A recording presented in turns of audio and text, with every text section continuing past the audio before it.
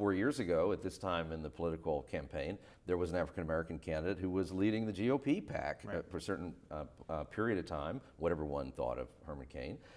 And now here we are 4 years later, and there's an African-American candidate who's right at the center of the fray for the GOP again. That complicates the narrative of that, oh, the problem here is that conservatives are still racist and they don't want things to be done for African Americans. Then why are they showing such support consistently for African American candidates? It must not be about race. I think this gets to the point you made earlier about the fact that we've done a very good job of getting rid of personal racism.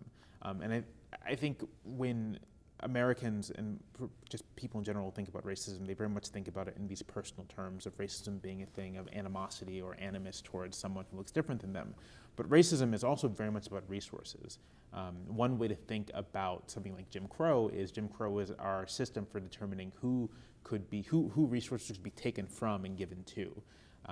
And when racism is tied to this resource and economic component, all of a sudden the dynamics change. So right now in Brooklyn, in New York, there is a controversy around school rezoning, that there's this overcrowded school that's predominantly white and Asian American, and just across the block is a school located kind of in the projects that is at half capacity, that because of its poverty has a ton of programs, and the city wants to sort of say, well, you got this half capacity school and this 1.5 times capacity school, we can just kind of, move people over and problem solved. And those Brooklyn parents in the predominantly white school don't want to do it. And to a person, I won't say to a person because I don't know that for certain, but I have a strong suggestion that if you ask someone, it's just not, do you just don't want to send your kids to school with black kids? They'd say, no, absolutely not. It's that I don't want to see my kids' test scores go down, or I don't want to see my kids lose resources.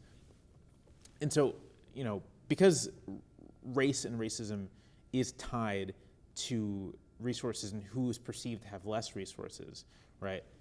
It's not so much that millions of white Americans are just sort of like, I don't want to help black people.